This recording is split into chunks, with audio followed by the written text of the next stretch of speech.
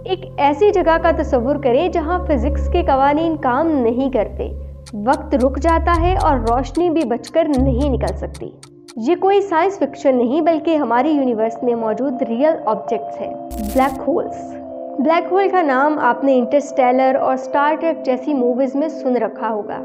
आज हम जानेंगे कि ब्लैक होल्स क्या हैं, ये कैसे बनते हैं और क्यों ये हमारी यूनिवर्स के मोस्ट पावरफुल ऑब्जेक्ट्स कहलाते हैं। ब्लैक होल हमारी स्पेस टाइम का एक ऐसा रीजन है जिसमें ग्रेविटी इतनी स्ट्रांग है कि वहाँ से कुछ भी बाहर नहीं निकल सकता, क्योंकि यहाँ से निकलने के लिए लामहदूद रफ्तार की ज़रूरत है। और हमारी इस यूनिवर्स में जो सबसे ज़्यादा तेज़ी से हरकत करने वाली चीज़ है वो रोशनी है, जो 1 घंटे में 1 अरब किलोमीटर से भी ज़्यादा फासला तय करती है। लेकिन इस बेहद तेज़ स्पीड के बावजूद भी रोशनी के लिए ब्लैक होल से निकलना मुमकिन नहीं है, तो फिर किसी और चीज़ के लिए भी ये मुमकिन नहीं हो सकता।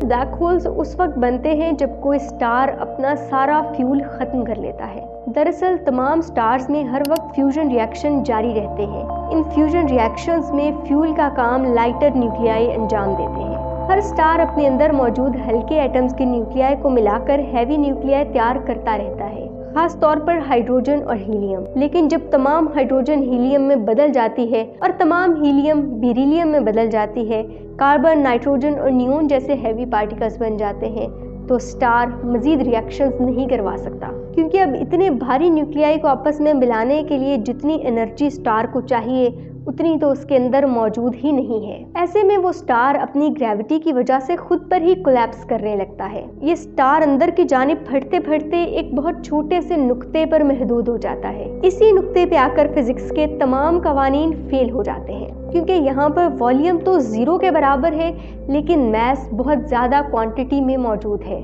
जिसका मतलब है इनफिनाइट डेंसिटी और फिर लामहदूद ग्रेविटी। ये 0 वॉल्यूम रखने वाला नुक्ता और इसके इर्द गिर्द मौजूद वो तमाम जगह जहाँ पे जाने के बाद और किसी चीज़ के लिए वापसी मुड़ना नामुमकिन हो, उसे हम ब्लैक होल कहते हैं। ग्रेविटी वक्त की रफ्तार पे असरअंदाज होती है। जितनी ज़्यादा ग्रेविटी किसी ऑब्जेक्ट की हो, वहाँ पर वक्त उतनी ही सुस्त रफ्तारी के साथ चलता है। चांद पर वक्त बहुत तेज़ी से गुजरता है, ज़मीन पर उसकी निस्बत थोड़ा सुस्त रफ्तारी से। आगे अगर हम जुपिटर की तरफ जाएं तो वहाँ हाई ग्रेविटी की वजह से टाइम मज़ीद स्लो डाउन हो जाता है और सूरज पर मज़ीद आहिस्ता। और ब्लैक होल्स में तो ग्रेविटी सिर्फ ज़्यादा ही नहीं, बहुत ज़्यादा ही नहीं, बल्कि लामहदूद है। ऐसे में वक्त तो नहीं चल सकता, दूसरे लफ्ज़ों में टाइम रुक जाता है। हर वो चीज़ जो ब्लैक होल के इवेंट होराइजन से टकराए कभी वापस नहीं आ सकती। इवेंट होराइजन को आप ब्लैक होल की बाउंड्री समझ सकते हैं। जो भी इसके बाहर है हम सिर्फ उसे ही देख रहे हैं। ये वो आखिरी हद है जहाँ से टकरा के रोशनी हम तक आ सकती है और हम उसे देख पाते हैं। इस तक पहुँच जाने वाली रोशनी फिर इसके अंदर ही जाएगी, लिहाजा हम उसे नहीं देख सकेंगे और दूसरे लफ्ज़ों में हम ब्लैक होल को भी देख नहीं सकेंगे। लेकिन इसके इर्द गिर्द जो दीगर स्टार्स और गैस क्लाउड्स हैं, उनकी हरकतों की वजह से इन ब्लैक होल्स की मौजूदगी कंफर्म होती है। 2019 में एक तस्वीर भी ब्लैक होल की ली गई जिसने इनकी मौजूदगी को साबित कर दिया।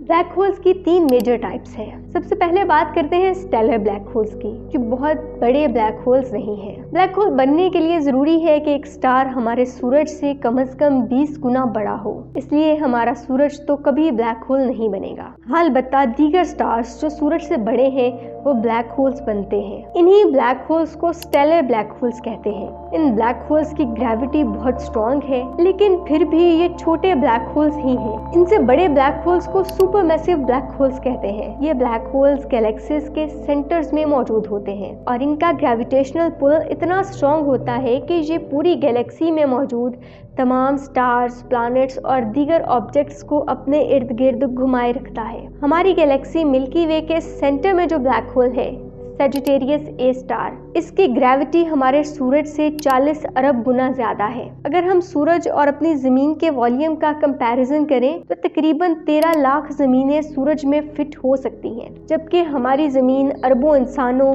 और खरबों दीगर जानदारों का घर है। इससे आप इस सजिटेरियस ए स्टार की ताकत का अंदाज़ा लगा सकते हैं। लेकिन ये सबसे बड़ा ब्लैक होल नहीं, इससे भी कई गुना बड़े ब्लैक होल्स हमारी इस यूनिवर्स में मौजूद हैं।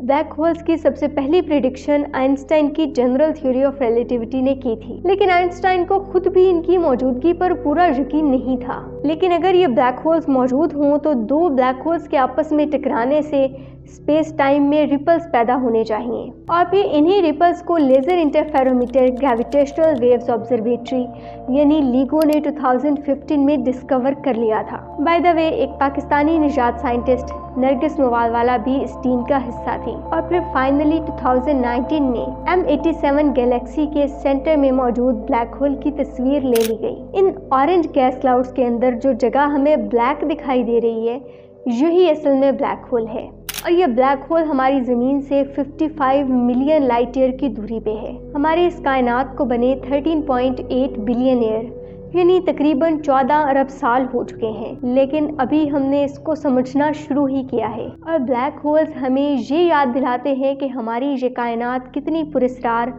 और किस कदर हैरत अंगेज़ है।